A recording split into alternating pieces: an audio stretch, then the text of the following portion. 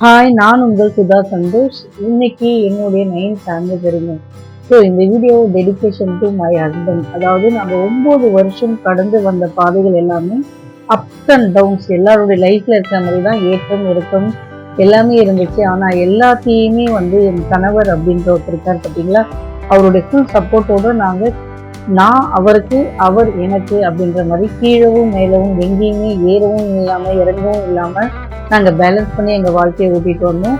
அதாவது என்னுடைய நிலைமைக்கு காரணம் அப்படின்னு சொன்னாட்டு என்னுடைய அறிவு, ஆற்றல் எல்லாத்துக்குமே அப்பா அம்மா அவங்கன்னு நான் காரணம் சொன்னாலும், இன்னைக்கு நான் ஒரு லெவலுக்கு ஓகே என்னால் முடியும் அப்படின்னு நிற்கிறேன் அப்படின்னா அதுக்கு நீங்கள் ஒருத்தர் மட்டும்தாங்க காரணம்.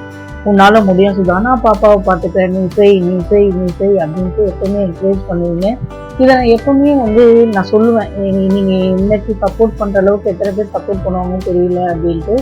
நாங்கள் எங்களுடைய பேரண்டிங் லைஃப்மே 2 பேருமே பேலன்ஸ் பண்ணி பல விஷயங்கள் எனக்காக அவர் சாக்ரிஃபை பண்ணி கூட இருந்து பேலன்ஸ் பண்ணுவார். நீ முன்னேறு, நீ பண்ணு அப்படின்ட்டு. அந்த மாதிரி எத்தனை பேருக்கு அமைவாங்கன்னு தெரியல. நம்மளுடைய நாள் உங்களுக்கு ஞாபகம் இருக்கான்னு தெரியல. அதாவது 9 years பிஃபோர் அப்படின்னும் போது நம்ம 1 year என்கேஜ்மெண்ட் ஆகிட்டு கேப் வந்துச்சு. பெரிய லெவலில் எந்த புரிதலுமே கிடையாது.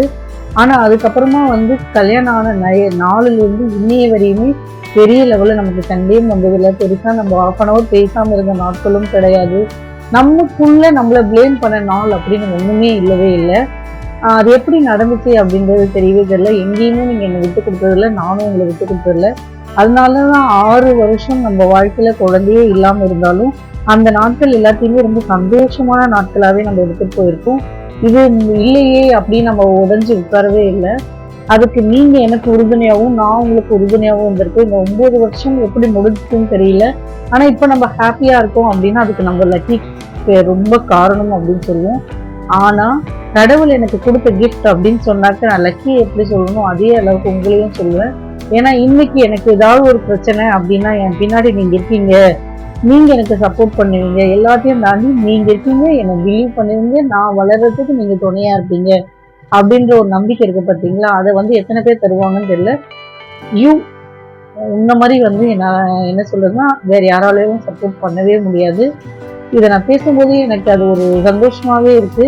என் அம்மா எப்படி என்னை பார்த்துக்கிட்டாங்களோ அதே மாதிரி எந்த வித மாற்றமும் இல்லாமல் என்னை ரொம்ப சேஃபாகவும் செக்யூர்டாகவும், அதாவது என்ன வேணா பண்ணு அப்படின்ற தைரியமாகவும் எனக்கு பார்த்துக்கிற ஒரு ஆள் அப்படின்னா என்னோட ஹஸ்பண்ட்.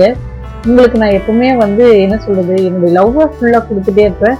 அரேஞ்ச் மேரேஜ் எல்லாருக்குமே ஒரு விஷயம் இருக்கு, என்ன தெரியுமா, கல்யாணத்துக்கு முன்னாடி எந்த லவ்வுமே இல்லாம, அதாவது ஒருத்தருக்கு ஒருத்தர் புரிதல் இல்லாம ஆரம்பிக்கும். ஆனா அதுக்கப்புறமா இந்த புரிதல் காதல் வந்த பிறகு ஒருத்தர் எந்த காரணத்துக்கு விட்டு கொடுக்கவே மாட்டோம். அந்த மாதிரி நம்ம 2 பேருக்குள்ள அந்த ஒரு பாண்டிங் எப்படி வந்துச்சு, எங்க ஸ்டார்ட் ஆச்சுன்னு சொல்ல முடியாது. ஆனா எப்பவுமே நெவர் எண்டட்.